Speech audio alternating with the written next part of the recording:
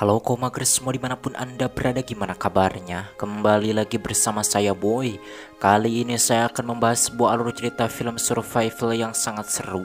Dan film ini berjudul Surviving with Wolves yang dirilis pada tahun 2007.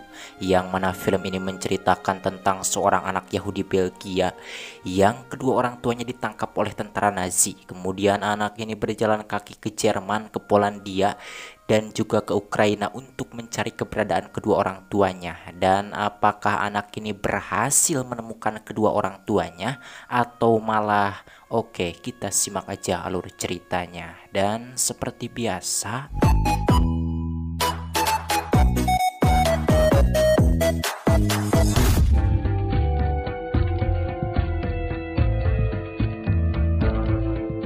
cerita berlatar belakang pada tahun 1942 saat Perang Dunia Kedua di Belgia, di mana kala itu Nazi Jerman yang sudah berhasil menduduki Belgia. Mereka tanpa ampun membantai semua orang Yahudi. Dan di sini kita akan diperlihatkan dengan sebuah keluarga Yahudi yang belum ketahuan identitasnya oleh tentara Nazi. Meskipun demikian akan tetapi kala itu suaminya merasa khawatir karena ditakutkannya lama-kelamaan identitas mereka ketahuan oleh tentara Nazi. Dan ternyata firasat suaminya itu memang benar. Suatu hari sepulangnya sekolah, anaknya yang bernama Misa menemukan kedua orang tuanya itu ditangkap oleh tentara Nazi. Melihat kenyataan itu, Misa pun merasa sedih dan berniat menghampirinya. Namun beruntungnya dirinya keburu dicegah oleh seorang wanita Kristen yang baik hati bernama Rihanna. Kemudian saat itu Rihanna pun membawa Misa untuk diamankan dan dipalsukan identitasnya.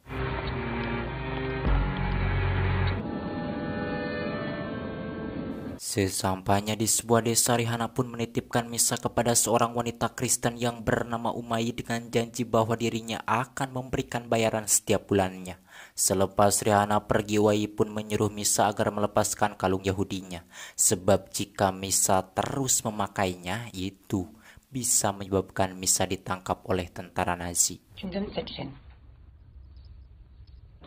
Alors là, on va te faire un joli sourire, hein? Disebabkan Rihanna hanya membayar sebulan, akhirnya Uwai yang kejam pun mempekerjakan Misa, membuat Misa merasa sedih. Bahkan jika Misa salah, Uwai pun tidak segan-segan memukul tangannya. Dan suatu malam Misa tanpa sengaja mendengar percakapan Uwai dengan suaminya, yang mana diam-diam ternyata Uwai ini berniat mau melaporkan dirinya ke tentara Nazi. Sebab awalnya Uwai bersedia merawat Misa itu dikarenakan Rihanna mau memberikan bayaran setiap bulan. Namun kenyataannya Rihanna membayar 1 bulan. Mengetahui bahaya itu, keesokan harinya Misa pun kabur dari rumah Uwai dan meminta tinggal di rumah seorang petani bernama Ernest. Beruntungnya Ernest dan istrinya ini orang baik dan memperbolehkan Misa tinggal di rumahnya. Bahkan terlihat istri Ernest yang bernama Marty, dirinya langsung mengganti pakaian Misa dengan yang baru. Elle est bien mignonne, cette petite. Kemudian di sana Misa menanyakan kepada Ernest bahwa kedua orang tuanya itu dibawa oleh tentara Nazi kemana. Ernest mengatakan bahwa mereka dibawa ke timur untuk dipekerjakan paksa. Dan saat mereka sedang mengobrol, tiba-tiba Marty datang sambil memberikan hadiah kepada Misa berupa boneka, membuat Misa yang menerimanya merasa bahagia. Dan Misa menamai si boneka itu dengan nama Grusa, karena Ernest ini orang baik. Setiap harinya Misa pun dengan sukarela membantu pekerjaan Ernest. Kartoffel. C'est papa qui me l'a dit. Setelah selesai bekerja membantu Ernest, Misa pun suka menghabiskan waktunya bermain dengan anjing milik Ernest yang diberi nama Marita. Suatu hari Ernest menunjukkan kepada Misa peta dunia agar jika nanti terjadi sesuatu kepada dirinya dan istrinya, maka Misa bisa kabur ke negara yang aman. Selain itu, Ernest juga memberikan kompas kepada Misa untuk berjaga-jaga, dan dirinya juga memberitahukan cara menggunakannya kompas tersebut. Oh, regarde, toi. Tu mets l'aiguille sur le... Sud, Ouais.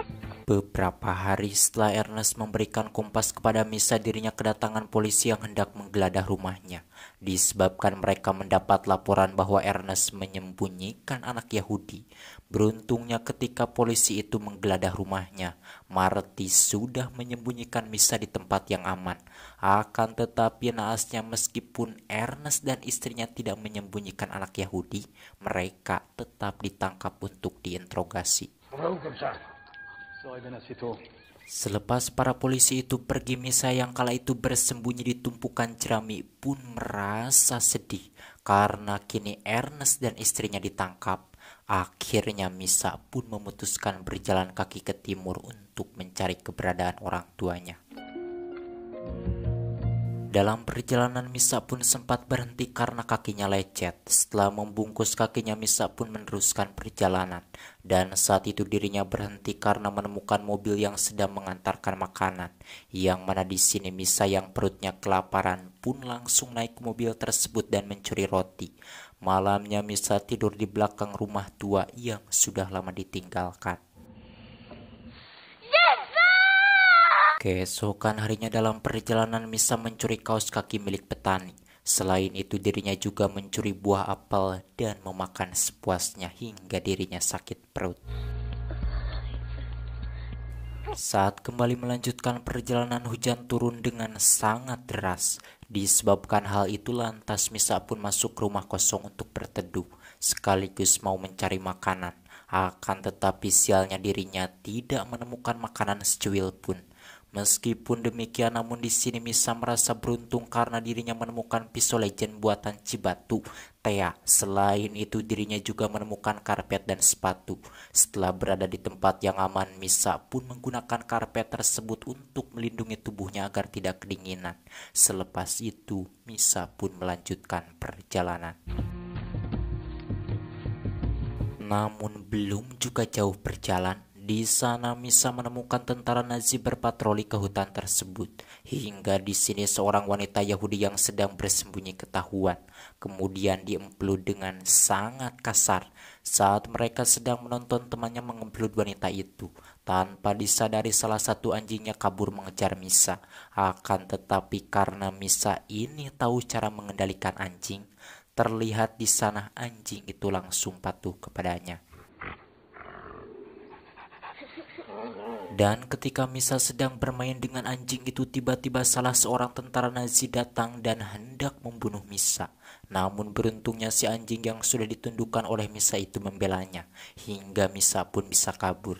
Sesampainya di tepi sungai, Misa pun menyeberangi sungai tersebut menggunakan perahu yang ada di sana. Sesudah berhasil menyeberang, Misa yang saat itu sangat kelaparan, dirinya sampai mengira batu itu adalah makanan. Hingga dirinya pun mencoba memakannya.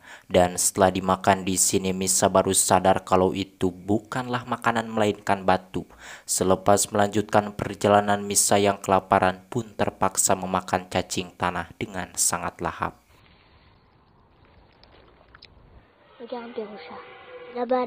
Pada tahun 1943 Misa sampai di Jerman dan kebetulan kala itu dirinya menemukan sebuah rumah yang penghuninya pergi ke gereja.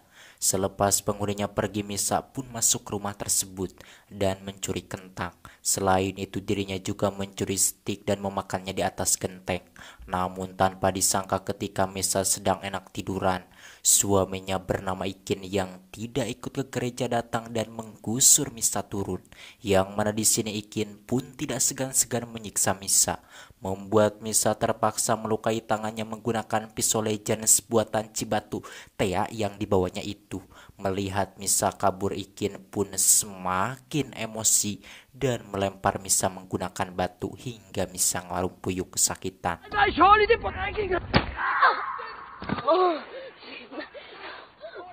Karena punggungnya sakit, sesampainya di hutan Misa pun jatuh ngarumpuyuk lemas dan tertidur di tempat tersebut. Keesokan harinya Misa terbangun dikarenakan ada seekor serigala betina menghampirinya. Melihat serigala itu kelaparan, Misa pun memberinya makanan yang dirinya punya karena punggungnya masih sakit. Saat itu Misa memutuskan untuk tinggal dahulu di hutan tersebut. terlihat di sana dirinya membuat tempat berlindung. Disebabkan bonekanya terkena darah ikin, Misa pun pergi mencari air untuk mencucinya. Dan tanpa disangka serigala betina itu mengikutinya, membuat Misa merasa senang.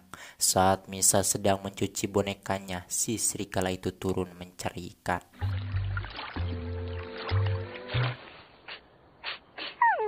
Beberapa hari kemudian, setelah punggungnya sembuh, Misa pun pergi melanjutkan perjalanan. Namun belum juga jauh berjalan, tiba-tiba dirinya jatuh ngegorolong hingga pingsan. Dan saat itu Misa terbangun dikarenakan serigala betina yang diam-diam mengikutinya membangunkannya. Kemudian Misa pun kembali ke tempat berlindungnya dan tidur di sana. Sebelum tidur, Misa pun memeluk serigala itu sebagai ucapan terima kasih karena dia sudah menyelamatkannya. Paginya setelah keadaannya benar-benar membaik, Misa pun menamai serigala itu dengan panggilan Marita seperti nama anjing milik Ernest. Dan hari itu Marita pun memberikan kelinci hasil buruannya kepada Misa, membuat Misa merasa senang dan langsung memakannya mentah-mentah. Akan tetapi selepas memberikan kelinci kepada Misa, Marita pergi dengan serigala jantannya yang bernama Newu. Dan di sini Marita pun mengetahui rupanya si Newu itu mengajak Marita berburu babi.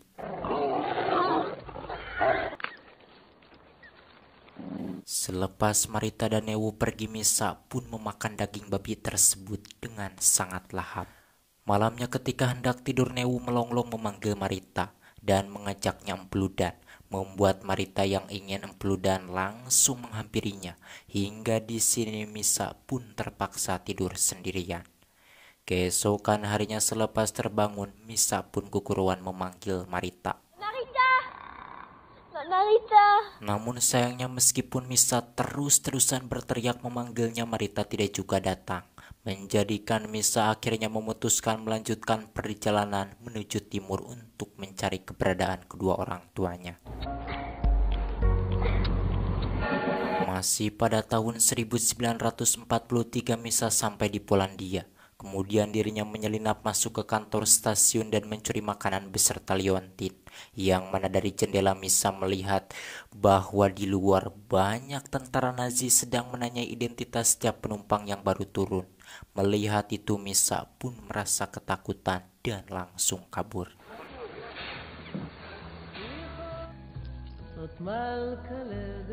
Sorenya ketika menemukan kandang sapi, Misa pun memutuskan untuk tidur di sana tanpa rasa jijik sedikit pun. Keesokan harinya saat kembali melanjutkan perjalanan di tengah hutan, Misa bertemu dengan anak-anak Yahudi Polandia yang sedang bersembunyi. Setelah berkenalan, kemudian di sana salah seorang dari mereka yang bernama Salma menyuruh Misa membantu mereka mengambil kayu untuk menutupi lubang tempat persembunyian mereka. Malamnya salah seorang dari mereka bernama Pladek yang baru saja pulang dari kota melaporkan kepada Salma bahwa tentara Nazi sudah membantai semua orang yang ada di ghetto. Mengetahui itu, Salma pun menyuruh Pladek agar jangan pernah pergi lagi ke kota, supaya dirinya tetap aman, tidak tertangkap oleh tentara Nazi.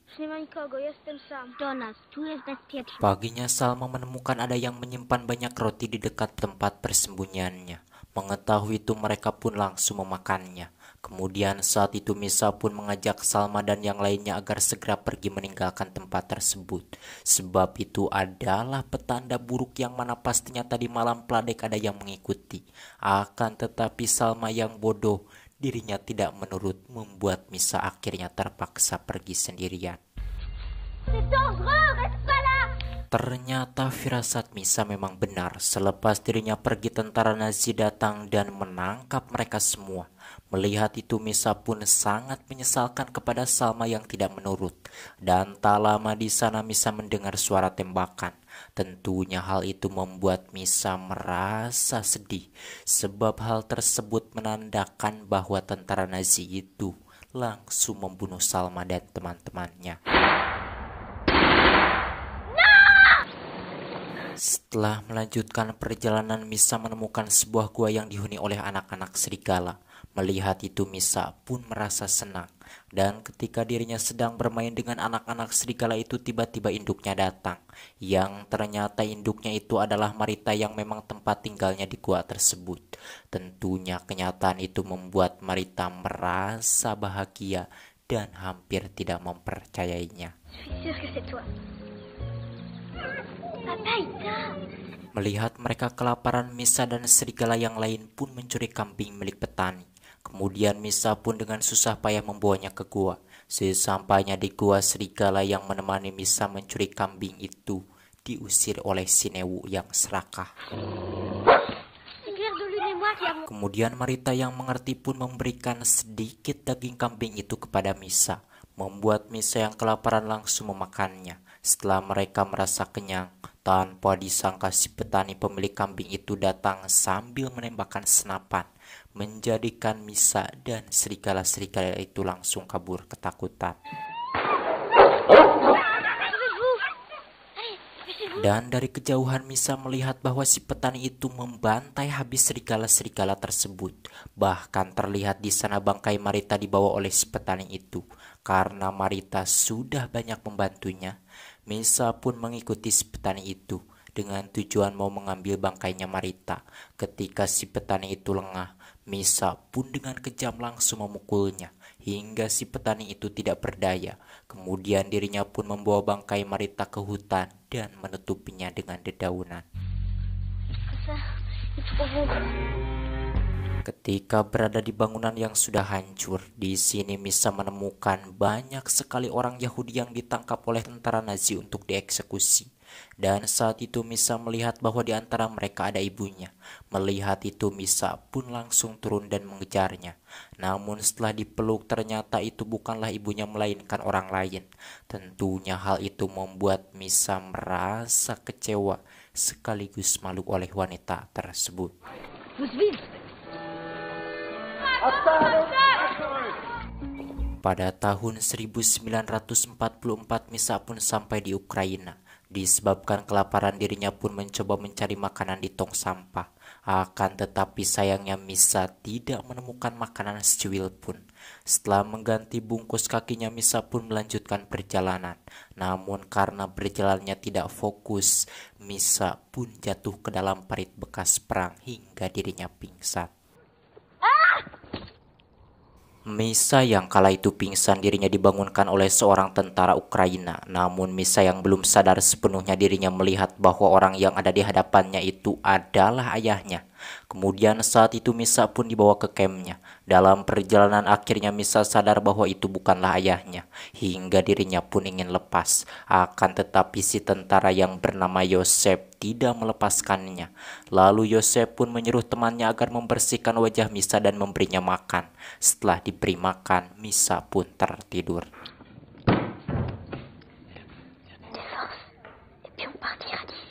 Karena Nazi Jerman kembali menyerang, Yosef dan teman-temannya pun memutuskan pergi meninggalkan tempat tersebut.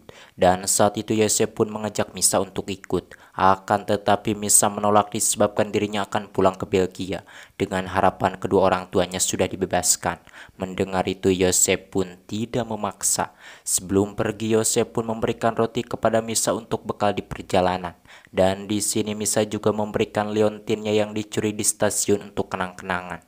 Saat Yosef pergi, Misa mengatakan bahwa sampai kapanpun dirinya tidak akan pernah melupakan kebaikan Yosef yang sudah menyelamatkan nyawanya. Je t'oublierai jamais. Promis. Selepas Yosef pergi, Misa pun melanjutkan perjalanan menuju Belgia dan sesampainya di stasiun seorang anak seusianya mengajak Misa numpang di bawah kereta. Namun di tengah perjalanan Misa yang sudah tidak kuat lagi berpegangan akhirnya jatuh. Akan tetapi beruntungnya di sini Misa tidak tergilas oleh kereta tersebut. Pada bulan Maret tahun 1945 Misa pun sampai di Belgia dan menemukan negaranya sudah merdeka. Akan tetapi setibanya di rumahnya, Misa tidak menemukan kedua orang tuanya ada di sana, dan yang ada rumahnya sudah dihuni oleh orang lain. Kemudian si wanita itu membawa Misa ke balai kota untuk mencari kedua orang tuanya. Sesudah mendaftar dan memberitahukan nama kedua orang tuanya, Misa pun disuruh melihat foto-foto yang ditempelkan di dinding. Namun setelah melihatnya, di sana Misa tidak menemukan ada foto kedua orang tuanya. Kemudian Misa pun memutuskan untuk menunggu mereka di tempat tersebut. Disebabkan rambut Misa ini banyak kutunya, dokter dan perawat yang ada di sana pun mencukur rambut Misa dan menyuruhnya berendam di air hangat. Seiring berjalannya waktu, Misa yang kekurangan gizi pun jatuh sakit, sementara kedua orang tuanya belum juga datang. Kemudian dokter pun menanyakan kepada Misa, selain kedua orang tuanya, siapa lagi orang yang sangat menyayangi Misa? Misa menjawab, Ernest, seorang petani yang memiliki anjing. Setelah dicari keberadaannya, Ernest pun datang menemui Misa. Melihat Ernest datang, Misa pun merasa senang dan memanggil-manggil nama Marita. Keesokan harinya Ernest datang sambil membawa Marita, di mana hal itu membuat Misa merasa bahagia. Dan terlihat di sana setelah didatangi Ernest, keadaan Misa pun membaik. Kemudian Misa pun mengembalikan kompas itu kepada Ernest. Lalu Ernest yang sangat menyayangi Misa pun mengajak Misa untuk menunggu kedua orang tuanya di rumahnya. Dan Ernest berjanji bahwa setiap hari dirinya akan mengantar Misa ke balai kota tersebut untuk mengecek kepulangan kedua orang tuanya. Mendengar itu, Misa pun menerima ajakan Ernest tersebut. Di sini sebenarnya Ernest sudah mengetahui bahwa kedua orang Misa itu telah meninggal dibunuh oleh tentara Nazi saat berada di kamp konsentrasi Sonnenberg. Akan tetapi Ernest tidak menceritakan hal itu kepada Misa, disebabkan keadaan Misa belum benar-benar membaik.